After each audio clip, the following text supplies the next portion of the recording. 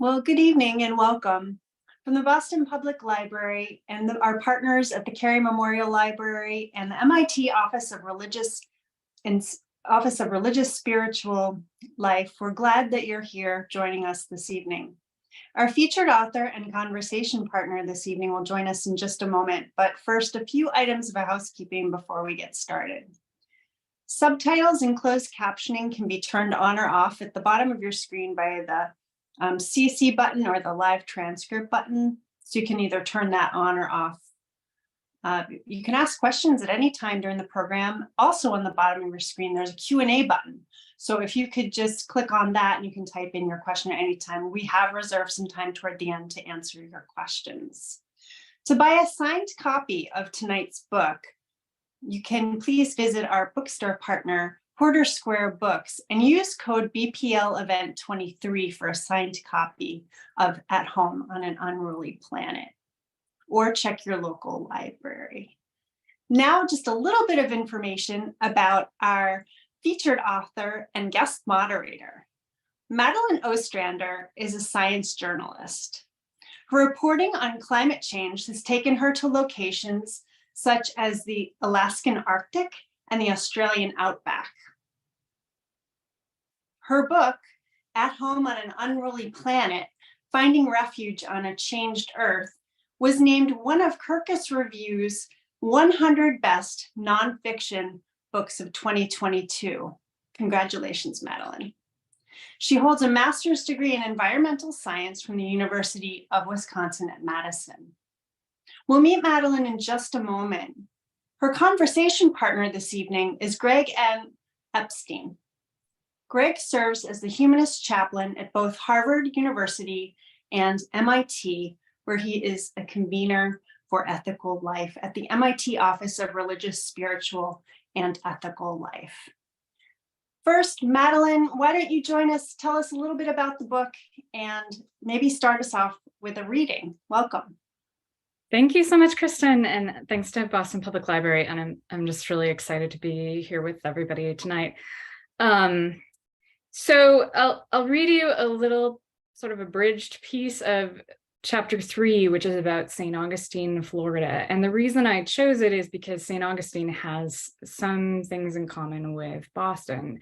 It's both a very historic city, one of the most historic cities in the country, and they're facing a lot of risks from flooding. And just to give a little context about the book is reflecting on what it means to live in this moment where we're all facing new kinds of risks at home. And what does it mean to have a home now and to live in a community? Just for a little bit of statistics, in 2021 alone, more than 4 in 10 Americans lived in counties affected by climate-related disasters, and a huge percentage of the country was facing heat wave this summer. And I think, you know, it's easy to sometimes when we're not in the middle of that disaster, it's easy to forget that they're coming again, and that, you know, that everywhere in the country is being affected by these. But I think we all are facing these risks. And so the book is telling stories of people who are looking for solutions for how we live in this moment, both these new threats and how we make the kinds of transitions that we need to make to manage the climate crisis and to hopefully get ourselves out of crisis. So here's a little bit of that. This is a person named Jenny Wolfe. In 2011, when Jenny Wolfe was hired as the historic preservation officer of the city of St. Augustine, a burg of 15,000 people on Florida's northeast coast, she didn't think she would be planning for floods and storms. It was an overwhelming but rewarding job, and she would grow to love this storied place. Established in the 16th century by the Spanish, St. Augustine is the oldest continuously occupied European settled city in the United States, sometimes nicknamed the Ancient City. Her new desk stood inside City Hall, which shares space with a quirky museum of antiquities and high art inside the old 19th century Alcazar Hotel, a Spanish Renaissance revival building capped with ornately carved terracotta and brick towers, like a reverse red velvet layer cake. A block away lies the old Spanish plaza, laid out in 1573, with archaeological finds now interred beneath almost every bench and lamppost. And from there, the historic details spread out in all directions like chapters in an epic. Jenny moved to St. Augustine during a spate of calm weather. For a handful of years, there were no major storms. She moved alone to an apartment in a neighborhood called Davis Shores. It had been platted in the 1920s on Anastasia Island, a barrier island across the river from the city center, and built up during a series of mid-20th century real estate booms.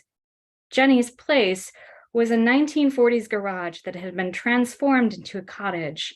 It was dainty and mint green with a metal roof, its inner walls covered in heart pine tongue and groove paneling. She dearly loved this place, a space of her own. She planted 3 raised garden beds full of vegetables and adopted a puppy. But Davis Shores is low-lying and susceptible to regular soaking by the tides. Already, even on a sunny day, a high tide could send water from the estuary into the creeks, to the storm drains, to the streets, dampening the underbellies of the cars parked there. St. Augustine's sea level rise report came back from the state of Florida and NOAA in June 2016 and offered an alarming prognosis for the city. With 1.5 feet of sea level rise, nearly a third of the city's road network would frequently be swamped by the highest high tides and storms, and 1/5 to half of the buildings and structures in the downtown historic district would flood around once a month or more. The scenario could be reality as soon as the 2040s, according to the report. By about 2.5 feet, the city would have passed a tipping point. 24 times as many buildings would be vulnerable to tidal flooding every day. This could happen as soon as the 2050s if global society kept gasping out carbon rapidly. Then, in late September 2016, as if to illustrate how powerful and raucous water and wind could be, Hurricane Matthew rose up from the Caribbean. It never made landfall in Florida, striking South Carolina instead. St. Augustine could be considered, in the grand scheme of things, lucky. But even good luck in a hurricane can still look rough. On Saturday, Jenny drove her car back into the city under a jarringly blue sky. I was driving through, I don't want to say a war zone, she said, but it felt like you're going to the site of devastation. Downed fences, fallen trees and debris, signs wrenched off posts, Halloween pumpkins transported by floodwaters, heaped on the street. Jenny crossed the Bridge of Lions, built in 1926 and adorned with actual marble lions, to her own neighborhood. When she arrived at her apartment, she saw that Matthew had, sorry, there's this mistake here. In my abridged version, she saw that Matthew had dumped miscellaneous belongings from the yards and storage units nearby and strewn the alley in front with garments, outdoor furniture, and bicycles. The floodwaters had soaked the rooms inside her place, ruining her old wedding album, shoes, kitchen appliances, a dresser full of clothes, thumb drives, and various other personal effects she'd left there. Her place emitted a powerful odor that she would remember vividly, but never be able to describe, stranger and more potent than sewage. After sizing up the mess, she donned rubber boots and gloves to salvage what she could of her home. In the next few weeks, she would turn her attention to the rest of the city, to help other St. Augustinians recover, to try to protect the place from the next flood. The storm wasn't as bad as it might have been, but it carried a more powerful symbolism than some of the hurricanes before it. It was a moment of foreshadowing that would force tough questions about the city's future and what everyone living there would do when the water arrived and again at their doorsteps. Jenny would put her efforts toward helping the city she loved stay safe for as long as possible.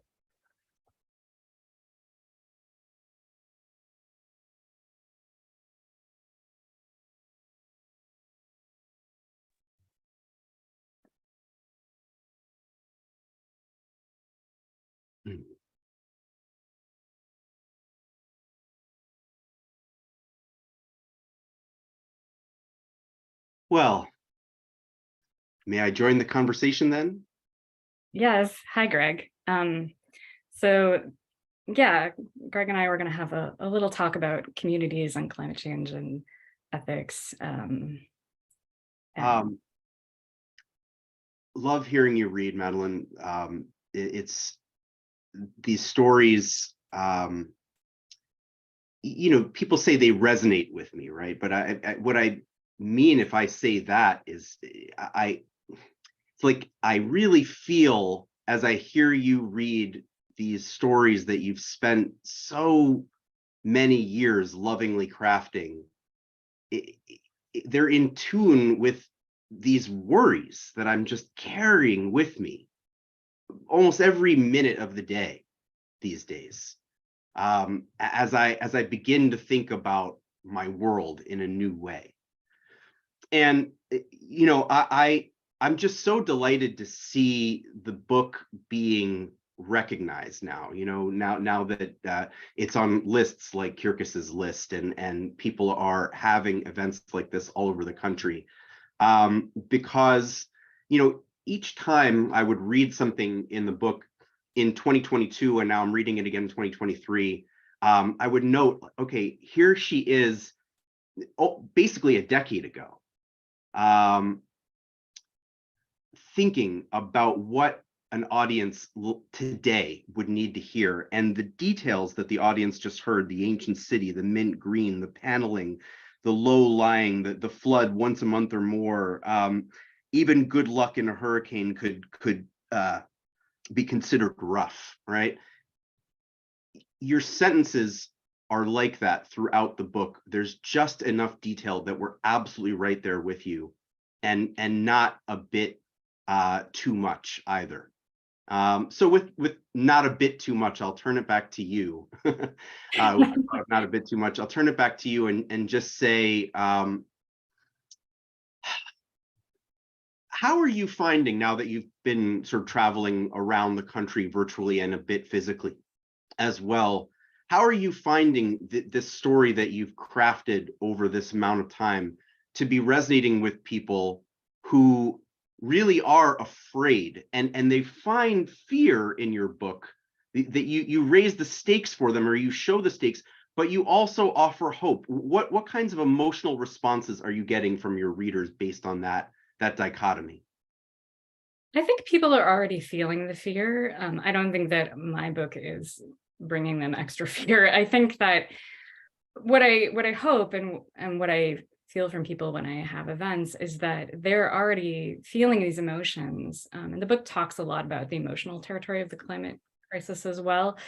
They're already feeling this, and the book lets them feel, one, that they're not alone, two, that we're not just hapless victims in this crisis. There's a lot of work being done, and a lot of work that can be done on adaptation and resilience, and on how we cope with these new situations. And of course, there's a huge amount of work being done all across the country, activist work and work on renewable energy to transform our economy. And that just keeps speeding up over time. I mean, it's not yet enough, but it's growing. And so I think the book helps people contextualize how they're feeling, and I hope feel like they have some power in the places that they live, in contexts that are meaningful to them, to do something. Yeah. I think you do give people a sense of empowerment, even throughout the fear that we're feeling, that it's sort of anxiety is when you see a picture of a snake and you go into a panic mode, right? But fear is when you encounter a snake in your path. It's a natural response, and it gives you the strength to run, do what you need to do. And I think that this is not anxiety. This is not a drill. You write about fear. But you write about these beautiful responses to fear. I would love to talk a little bit about the response in Richmond, California, but maybe let's talk about the structure of the book, though.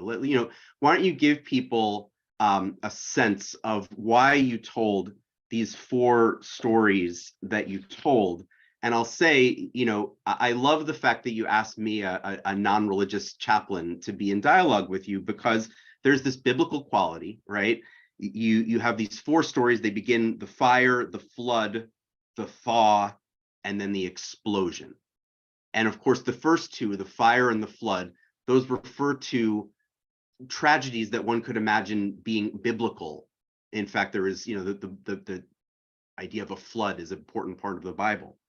But the thaw, you don't have a thaw in the Bible, and you certainly don't have an oil rig explosion in the Bible. But these are sort of new biblical moments, new sacred moments for all of us. So talk about the structure. Why did you decide to structure it this way? How hard was it to create that kind of structure? And then talk about the essays about home, which are just so beautiful and brilliant, and they break up the chapters in the most lovely way. It's really one of my favorite nonfiction books that I've read in a long time. Oh, well, thank you, Greg. So the book has these 4 stories, and I focused on 4 because I wanted people to be able to identify with the book. I wanted it to be representative of different kinds of communities and different kinds of aspects of climate change that people are facing at home. But I also wanted to be able to go deep. So I wanted you to be able to get to know some of the people like Jenny Wolfe and others whose stories appear in the book. And the book has a sort of Act 1 and Act 2. So in part 1 of the book, the community, or the characters, they're real humans, but the people whose stories I follow realize they're in a new world, which in a lot of ways is the basic hero's journey, right? We all of our stories come back to this idea that we're encountering a new world, we're encountering something troubling or difficult, or that we have to navigate that's different. And now in this moment in human experience, we're all living on a new planet, basically. I mean, we're living in new conditions that we haven't dealt with before, and that's difficult and can be scary. And I wanted to follow the stories of people who were reckoning with that in a way that was proactive. And so in the second half of the book, the people that I'm following and the communities that they live in start searching for solutions and start identifying ways that they can cope with these kind of experiences. And there's the 4 stories. 3 of them are a lot about the impacts of climate change, although we're dealing with all of these things at once. We're dealing with the impacts, and we're dealing with how to make these big economic transitions. But the 4th story, as Greg alluded to, starts in part 1 with a fire at a massive oil refinery in California, and is all about the community reimagining itself to move beyond oil. And so it puts you in touch with, in a sense, the disaster that is also our oil economy, which is also, of course, or our fossil fuel economy, which is also, of course, powering the larger disaster of the climate crisis. And how do we confront that in our lives? And then you mix in these essays that define the concept of home, and you really, it's almost a dissertation on the nature of what it is to be at home. It also sort of reminds me of the famous Joni Mitchell song, don't it always seem to go that you don't know what you've got till it's gone, right? That you literally know what you've got when you read your book. In terms of a home, you start in the second chapter, meaning the first essay on home, with the idea of nostalgia and its origins, and the idea that it's a kind of suffering or grief. Talk about that. I mean, the suffering and the grief. There is a certain way in which you are people's clergy as you walk them through this narrative as well. That's an interesting idea. I think I wanted to give people some space to deal with the emotional aspects of the climate crisis in the book, because it's heavy, it's hard. a large number, especially of young people, are dealing with eco-anxiety and with a lot of worries and concerns and like really substantial emotional health concerns about the climate crisis. And I think we need to recognize that this is also a philosophical and emotional and a personal moment, that we're being affected on a personal level by this crisis. And how do we deal with that? In the chapter that you're talking about, I refer to the work of an Australian philosopher who says that we're going through also a crisis of a kind of homesickness. So the places that are familiar to us are changing around us in ways that make it harder for us to feel safe, harder for us to relate to them. And that's part of the stakes. And it's also part of what we need to really build resilience to, is to, continue to renew ourselves and kind of find ways to cope with these things. In my own area of the country, I'm talking to you all from Seattle, Washington right now. We've been dealing with new major heat waves that we've never dealt with before. This is a temperate climate, and a lot of people aren't really adapted to them in the sense that we don't have things like air conditioning in our houses. But on top of that, it's very unsettling and stressful to be dealing with major heat waves and wildfires in a place that you're not accustomed to dealing with those. And I think it's important to recognize that piece of it, because it's part of our experience. I wanted to say a bit about how you and I got connected for this project. I have been following you since about 2016. You published an article in The Nation, right, that was about the idea of the Conceivable Future Project and the related story of women who were so concerned about the future of the climate that they weren't sure, you weren't sure at the time. It was a personal essay as well as a reflection on others that you were reporting on, about whether it would be ethical and right to have children. And it struck me as such a profound statement on the state of our world today, that I think a lot about the change that we've gone through, and to get to the point where we're not sure if the changes that we're all experiencing together are manageable enough that we can even sort of continue with the idea of generativity into the future, is really profound. And now you've got sort of AI adding in, getting added into the mix as well. My wife was always stunned by the fact that I like to watch sometimes disaster or horror movies to fall asleep to. And, I've always had to explain to her, look, it's the idea that it could always be worse, that sort of comforts me. But talk about the parts that you think are comforting to people. What is it in the book that you've really made an effort to write as a way of offering hope, offering individual stories that give people an example of how to live? It's really, it illustrates moral courage and gives people a model for that. I think in a lot of ways, I partly wrote the book to try to find comfort or hope for myself. And I think one of the ways that I find hope is writing, as a journalist, writing stories about people who are just doing incredible work in their communities or in science or, in other areas to try to come up with solutions. There's a couple of different sources of comfort, I think, in the book. And in terms of the emotional piece, one of the things I talk about, the sort of antidote to solastalgia, the idea that we would feel this homesickness about climate change and the impact that it's having on us, is a related concept that the same scholar came up with called soliphilia. And it's the idea that we feel hope and joy and inspiration in coming together in community and coming up with shared solutions.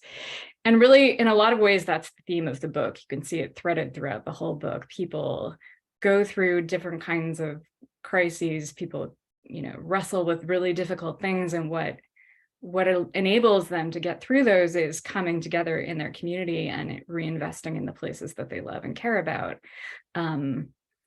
So, I guess in terms of a couple of examples, one of my favorite stories in the book is about Carleen Anders, who went through major wildfire in her community, and she's a wildland firefighter. And the way that that community was able to recover and rebuild is that they were very tight knit, and they were able to get together and just, kind of do like a collective barn raising, except it was a collective ash clearing and a collective effort to rebuild and clean up the landscape, and then also pause at that moment and think ahead. What does it mean to live in a time when we're going to get more and more of these wildfires? How can we rebuild in ways that our houses are better protected from them? How do we be real about where we are now? And that community has become a model for places across the country that are dealing with the wildfire impacts and are dealing with recovery from disasters, because that's also a set of skills that many people will need to learn, is how do we recover from different kinds of crises than we've had to deal with in the past. Yeah, I love the concept of solophilia, and I really think that it's just one of many reasons to read this book is to see what you do with that concept. Another concept that you tuck into the book that I'd love for you to talk a little bit about is the one of is that of appropriate technology. So I work on this idea of ethical technology at MIT. I'm here in my capacity as convener for ethical life at MIT's Office of Religious, Spiritual, and Ethical Life, and we're meant to be convening conversations across MIT and here in this case beyond about what it means to live an ethical life in a technological world. And there are those who think that we're going to sort of tech our way out of this problem, whether it's through climate engineering or whatever. There's the scene in Matt Damon's movie where he's on Mars, where he says, we're just going to have to science the shit out of this, right? Forgive my language, Boston Public Library. But you talk a little bit about the idea of appropriate technology in the book. And what does that mean for you? What did it mean in the book? And what would you like to share with our audience about that? Appropriate technology is a term that's used, I think, most commonly in sustainable development, especially in developing countries. But it's the idea that you can't just, trot out the latest gee whiz, fancy robotic thing in a place where people are not prepared to adopt that, and it doesn't make any cultural sense, and it's not relevant to the people who are there. The couple places in the book where I think that's very relevant are, one is in Newtok, Alaska. So one of the 4 stories is the story of this community in Alaska that's having to relocate across a river because the village site that they've been living in is literally coming apart. Like the permafrost underneath it is thawing, and there's just much more coastal erosion, and so the land is falling apart. And this is an Alaska Native community. And so they've moved about half of the community now across the water, and they've really become a model for what it means to try to do that, to try to relocate a place en masse and hang on to their cultural traditions.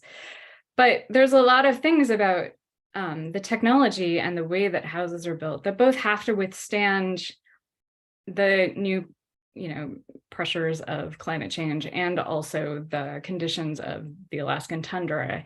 And they also have to be culturally relevant. So thinking about how houses are built so that, people remember that as they're building them, multi-generational families will live in them, because that's how people are accustomed to organizing their lives.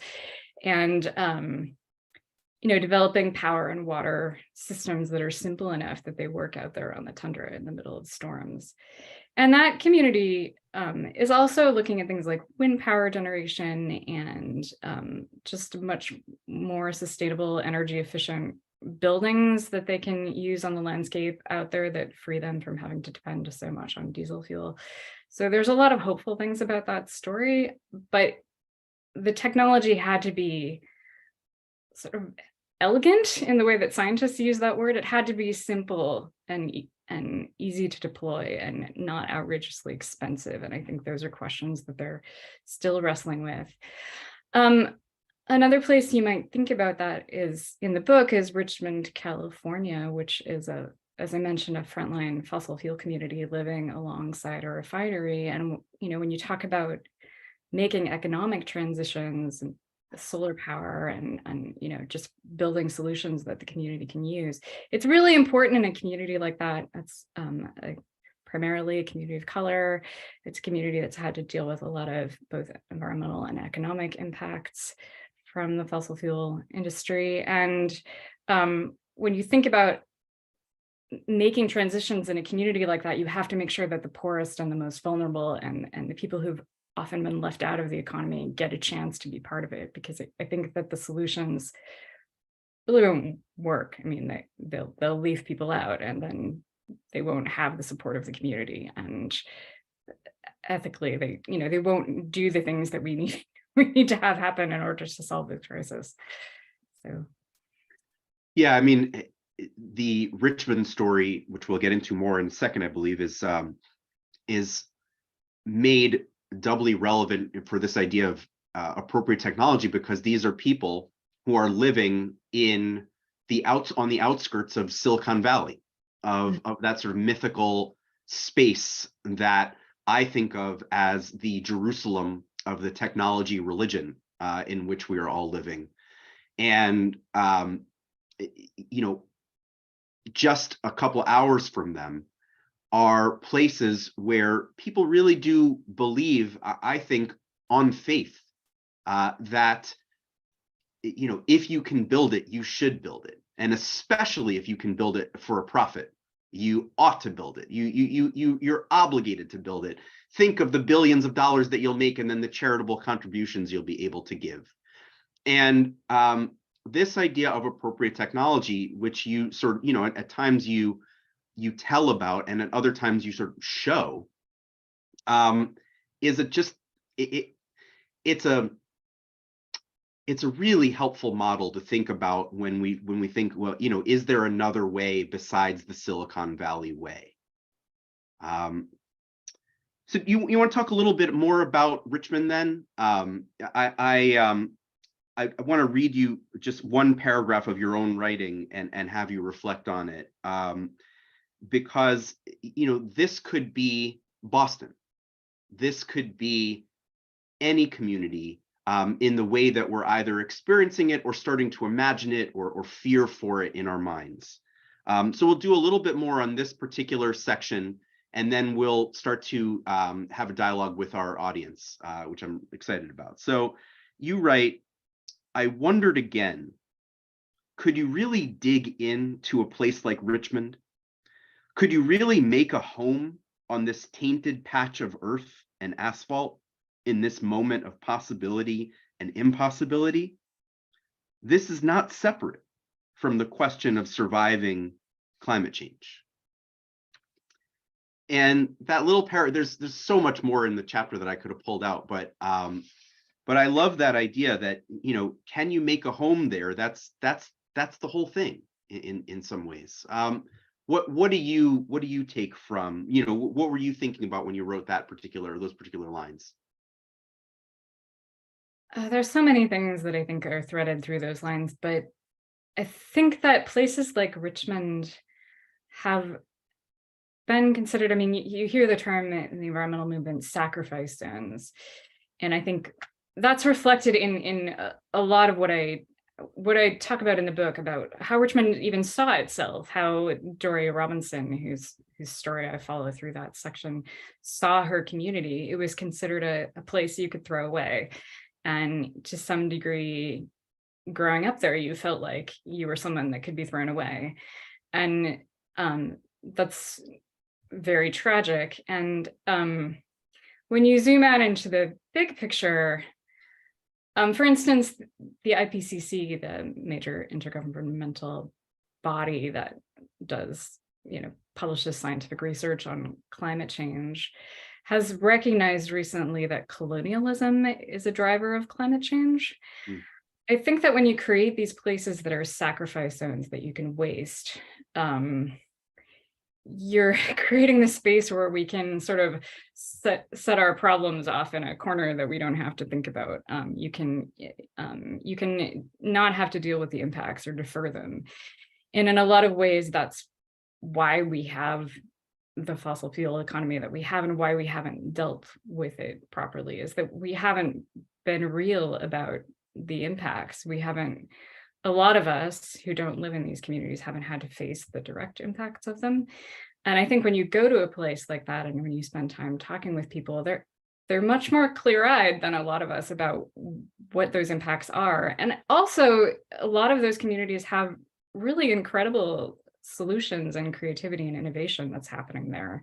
And Richmond is one of those places where I think the solutions are coming from the place that's the most impacted. And I wanted people to be able to see and experience that place and know what it's like to deal with those impacts at home.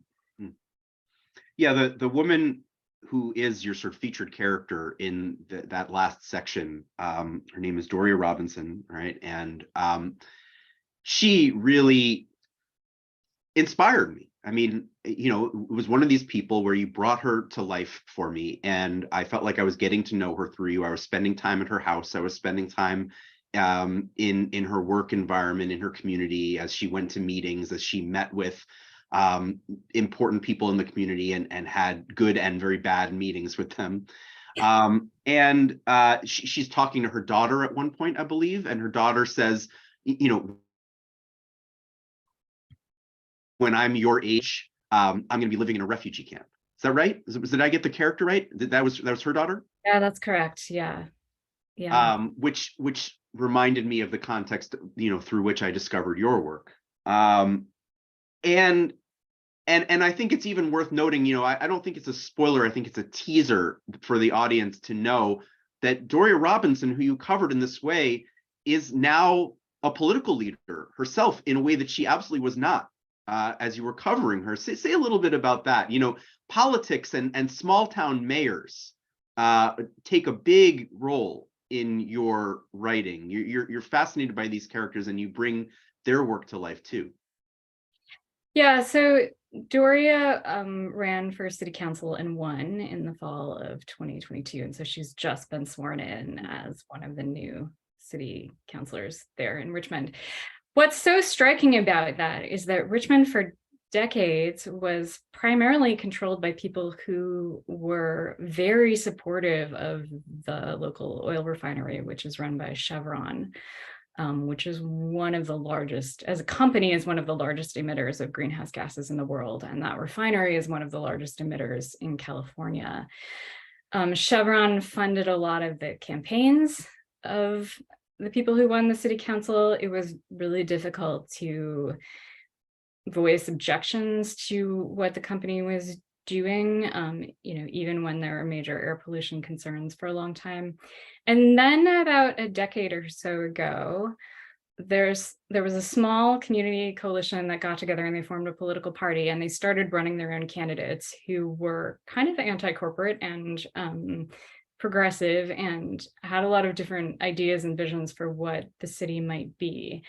And that community has gained more and more seats on the city council, and now they have a majority, a pretty sizable majority. And they're talking about making this year kind of a banner year in terms of trying to pass model laws and legislation that, and not legislation, I should say, at a local level, but I mean, they're trying to pass local laws that could be a model for a lot of cities dealing with things like fossil fuels and climate crisis, and creating new kinds of economic opportunities for people. So it's super exciting, and it's a really fascinating story and journey, and example of what can happen at the local level. And now we have this federal legislation, the Inflation Reduction Act. So a place like Richmond could have a big role, their local leaders could have a big role in how that kind of a program unrolls, and who gets to take advantage of it, and what ways that a place could be re-envisioned. So it's really exciting. Yeah, I would think that if there are political junkies on this in this audience, as I'm sure there are, that one of the benefits of reading the book is you really get a much more nuanced and detailed sense of what that Inflation Reduction Act could mean in this country and what it should mean. I imagine that's what you were thinking as you saw that legislation rolled out. Yeah, I mean, of course, it passed after the book came out, but I think that. So I was just on a call with Bill McKibben recently, earlier this month, and he says that your book is marvelous and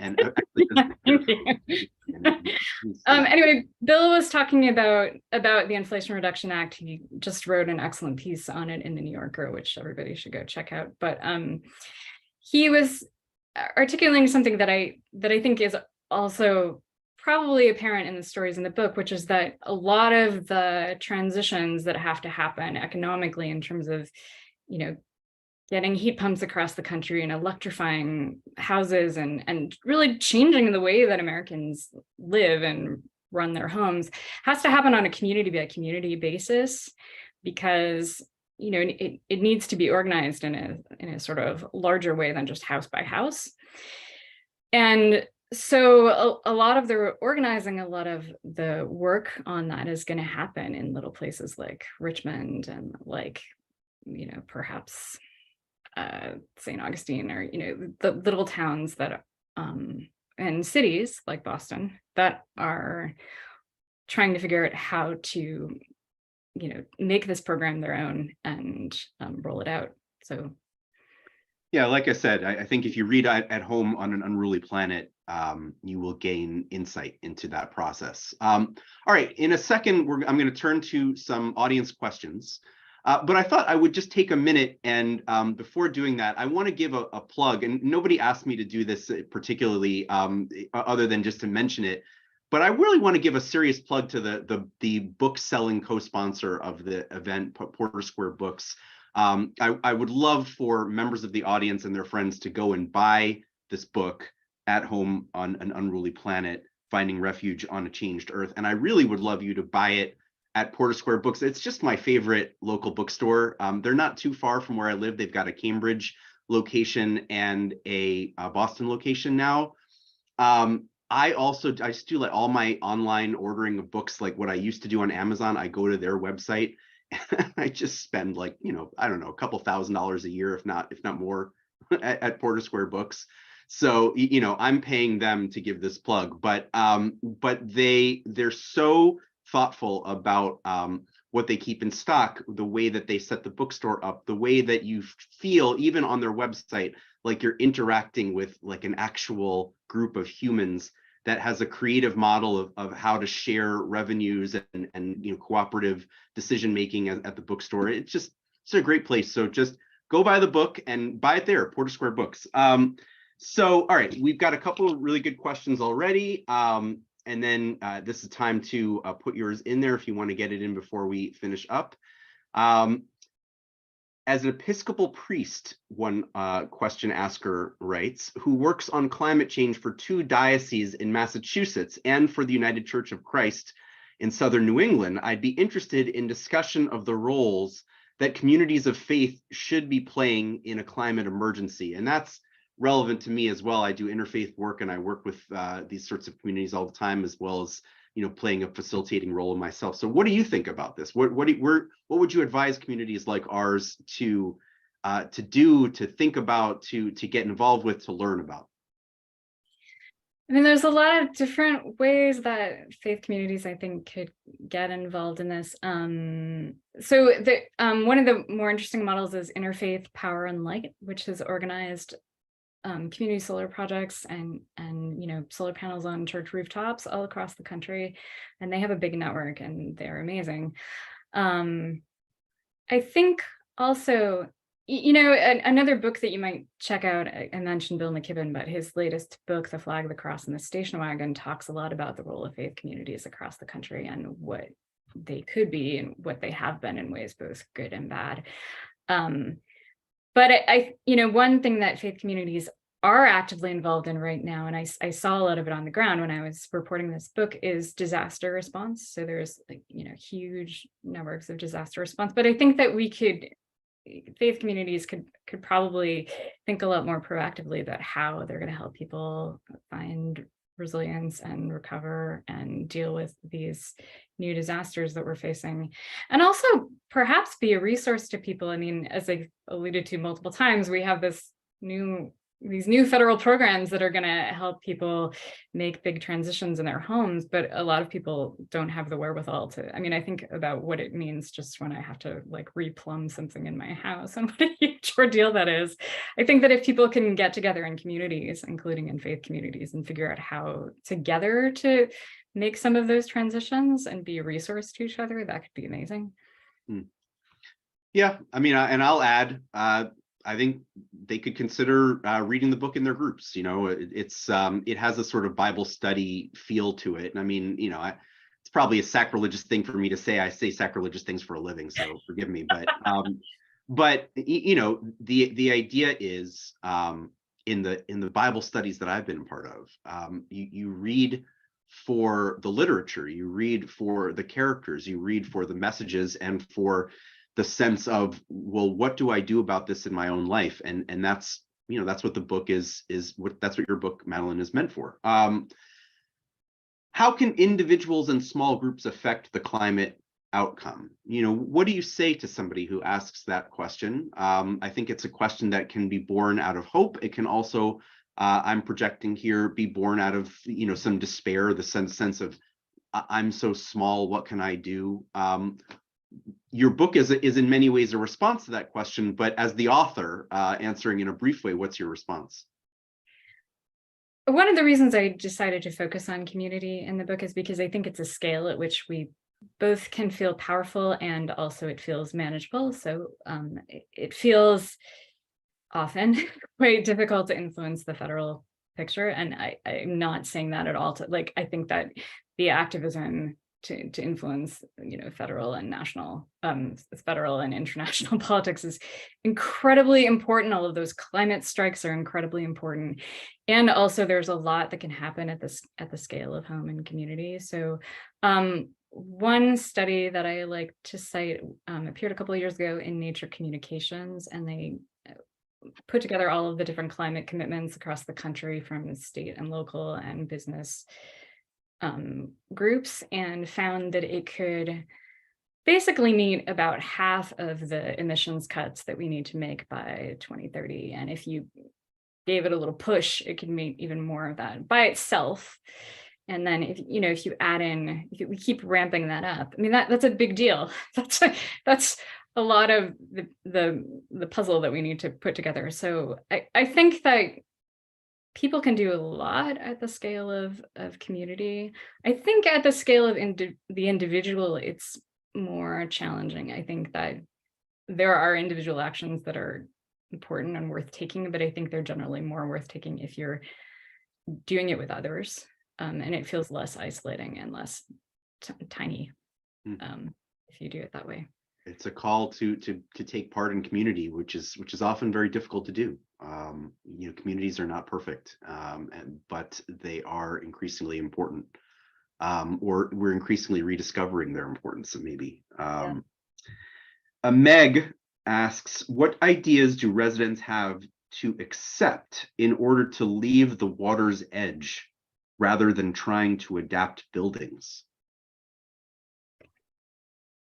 That's an interesting question. And I think it depends on the place. So there are places where it perhaps makes sense, at least for the time being, to say, let the water in. So one adaptation strategy is that some places have done is like make the first floor,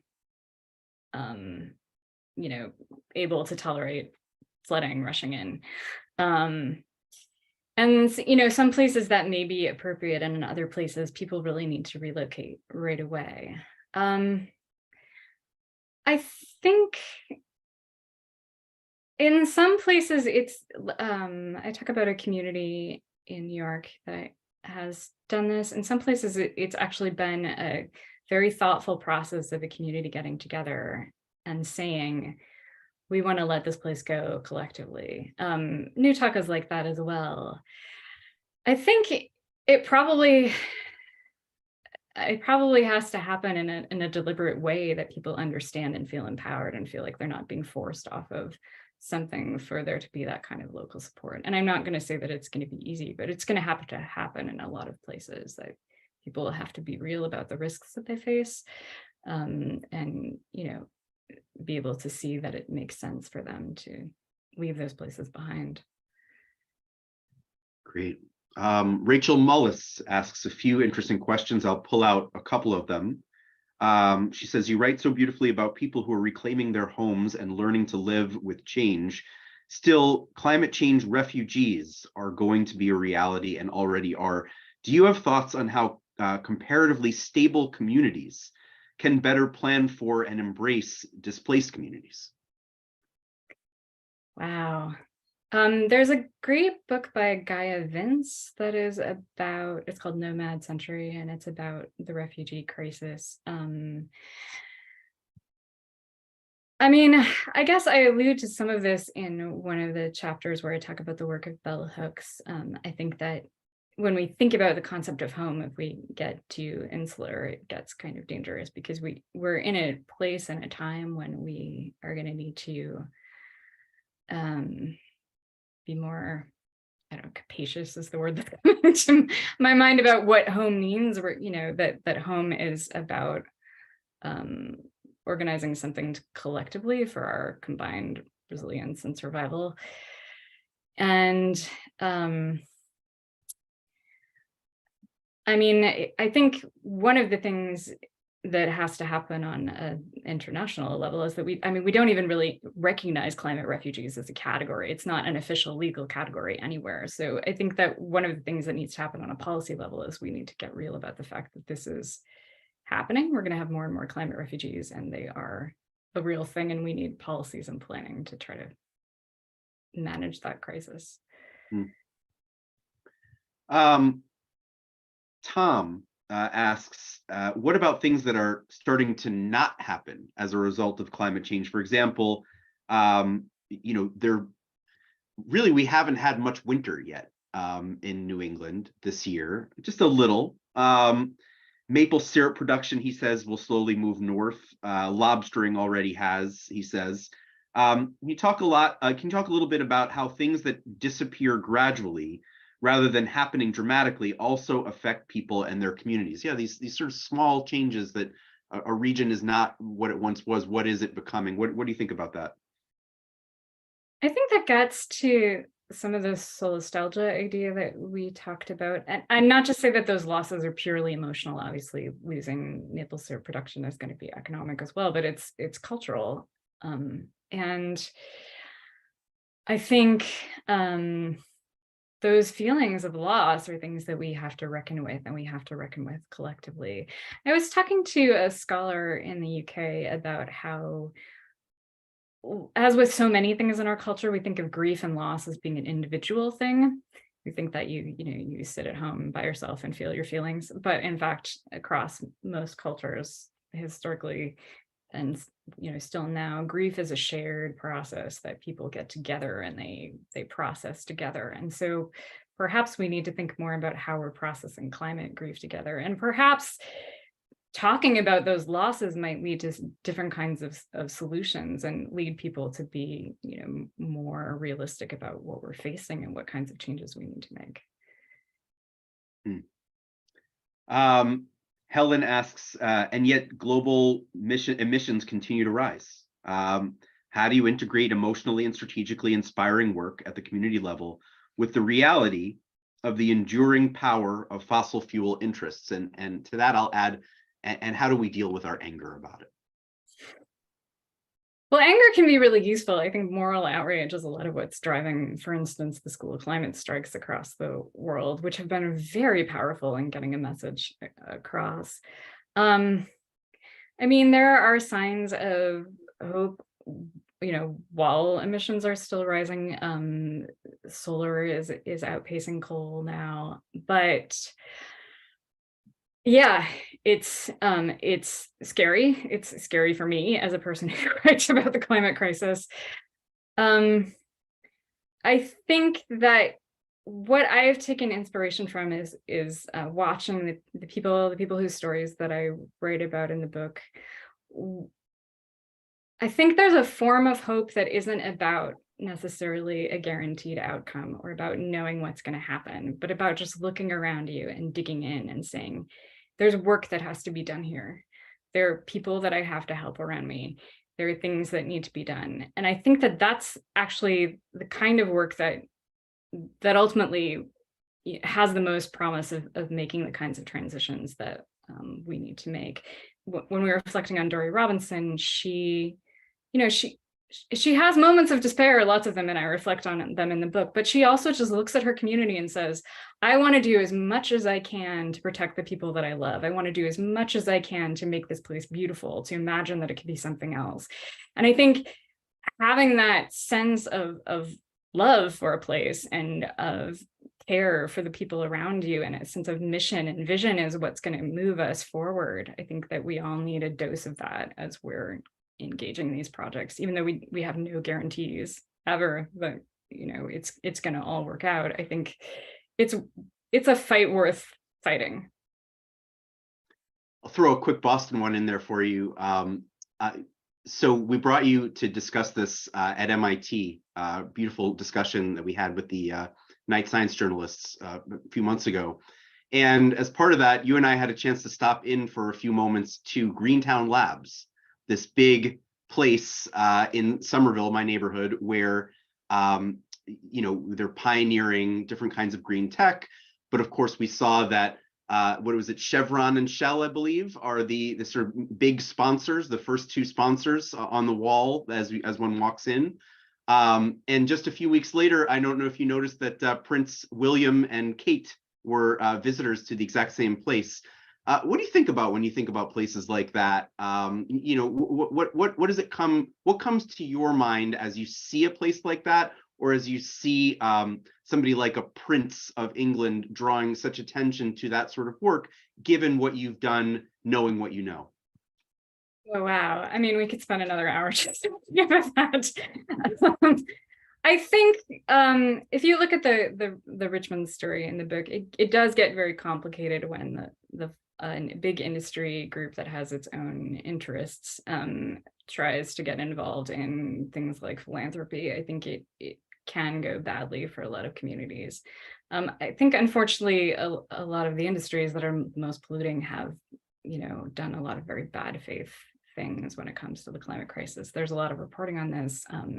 Inside Climate News has revealed a lot of things about basically the ways that these companies haven't told the truth. So I'm fairly skeptical about the idea that a wonderful green solution could be funded by Chevron. I mean, I don't want to pass judgment on a group that, takes that money and feels they could do things they wouldn't be able to with that kind of funding. But I think it is kind of challenging in the sort of political climate that we have right now.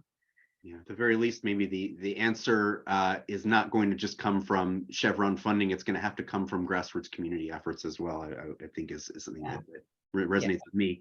All right, well, we've got time for you to either make a closing comment or make a final read us a final line or few.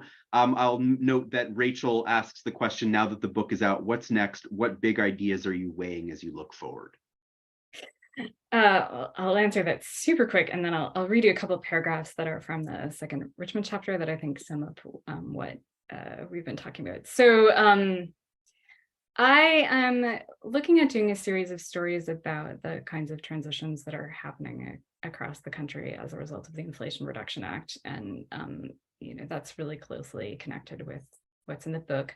I'm also interested in questions about what we do with these places like Richmond that have been dominated by fossil fuels. If we're going to make a transition, places like Philadelphia, for instance, where massive refineries shut down in the last couple of years. If we're going to make a transition, we're going to have to figure out what to do with those big old facilities and how we reckon with those landscapes and clean them up. So I'm going to read you a couple of paragraphs. This is straight out of the book, so I will not have introduced any typos into it this time.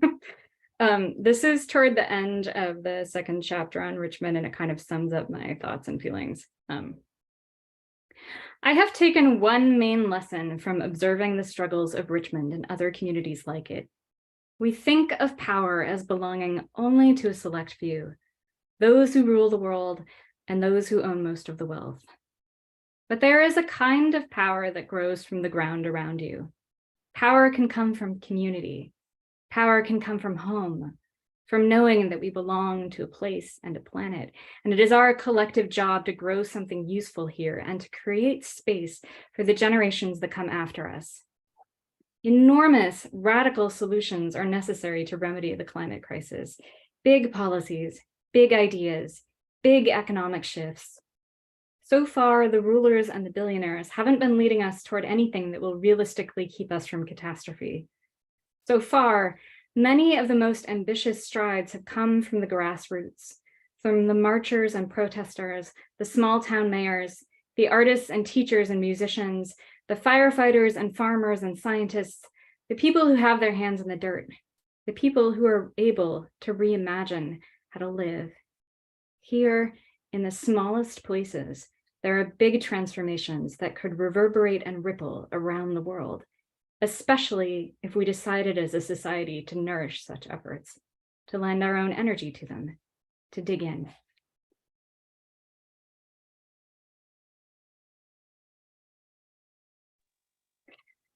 Thank you so much, Madeline. Thank you, Greg, for your sharing your conversation with us here tonight. And for those who will be watching the video later, as a reminder, you can get your copy of At Home on an Unruly Planet from our bookstore partner for tonight's program, Porter Square Books, or check your local public library. Details will be included in the chat again. This year, the Boston Public Library's programmatic theme is You Are Here, Climate Change and What to Do About It. So tonight's talk really kicked things off along those lines. You can find out more about resources, services, and programs for people of all ages at your local branch, or visit us at bpl.org. On behalf of the Boston Public Library and our program partners for this evening, thank you all for joining us, and we hope to see you soon at another author talk or another program. Thank you and take care. Good night.